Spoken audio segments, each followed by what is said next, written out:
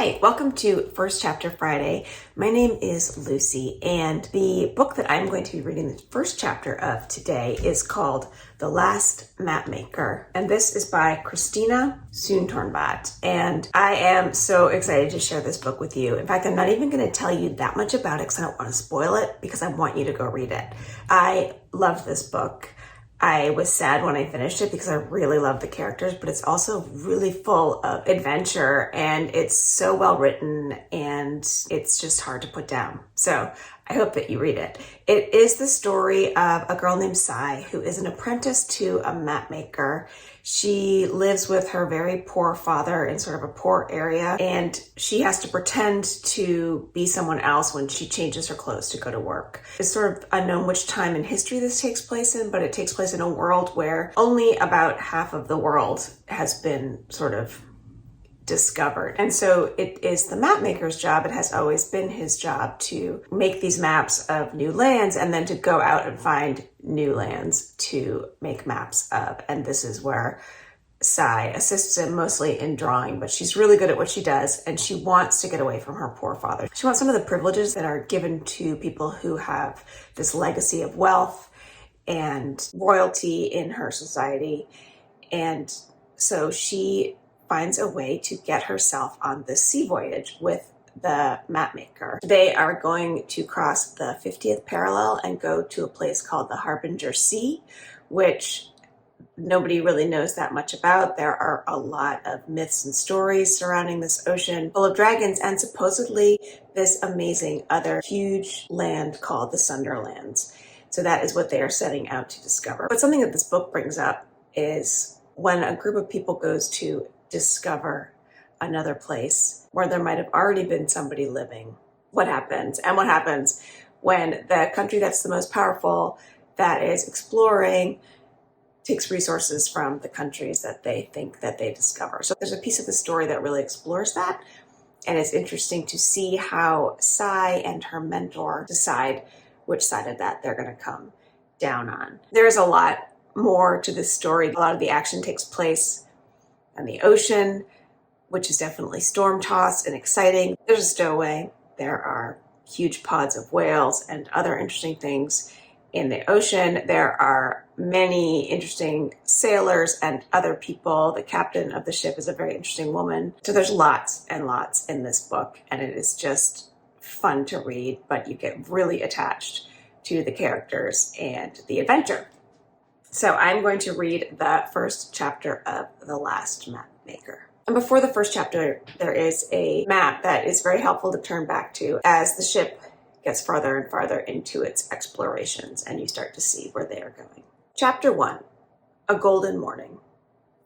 I must have looked like all the other assistants standing in line for breakfast that morning at the Three Onions Cafe. We all wore the same starched white shirts, gray trousers, and stiff black cotton aprons with deep pockets.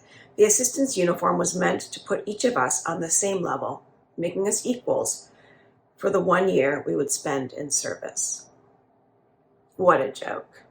We may have worn the same clothes, but it was still clear as glass where we stood.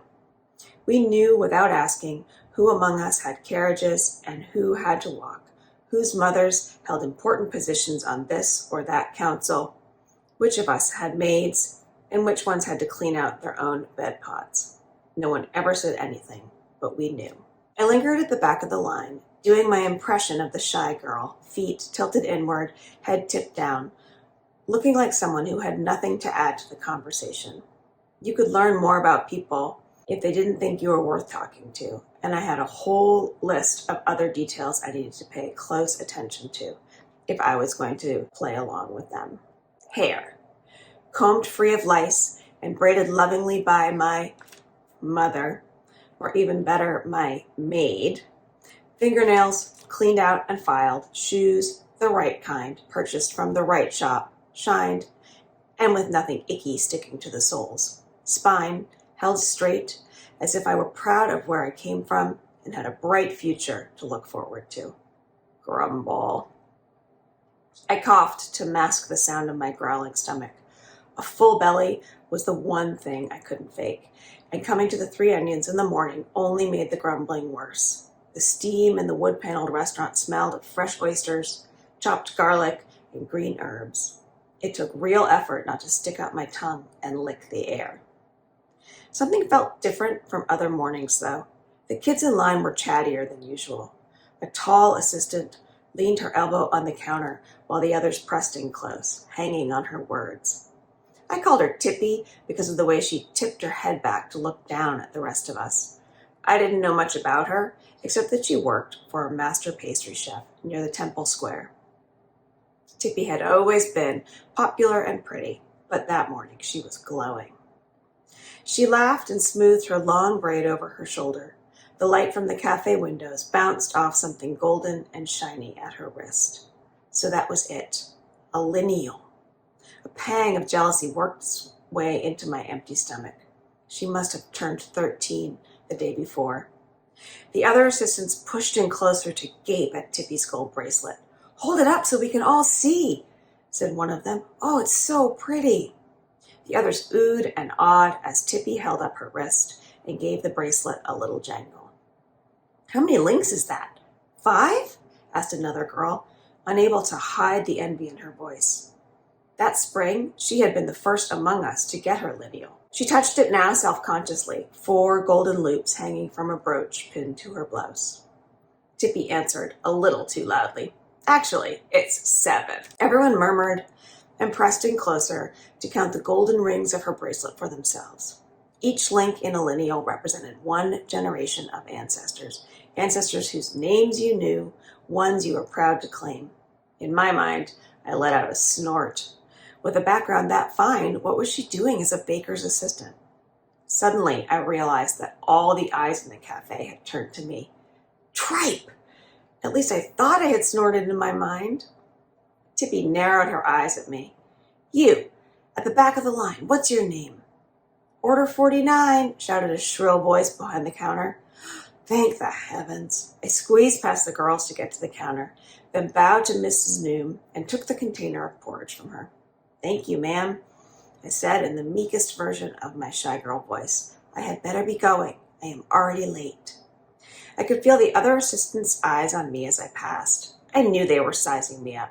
They couldn't look down their noses at me until they figured out which rung of the ladder I stood on. And what if they knew the truth? That I wasn't even on the ladder. That in a few months, when I turned 13, there wouldn't be so much as a cake crumb, let alone a lineal celebration. I had no proud family line, no noble ancestors. There was exactly one link to my past, and it certainly wasn't made of gold. If they knew the truth, they would think I was nothing. And who could blame them?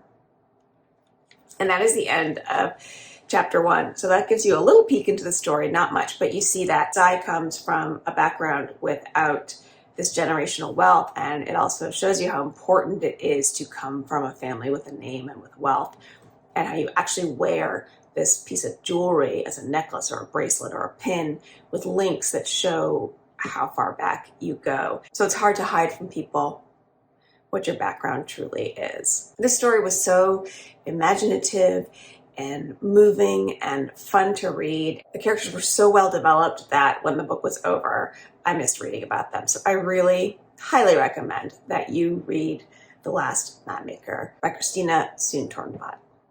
Thanks for joining me.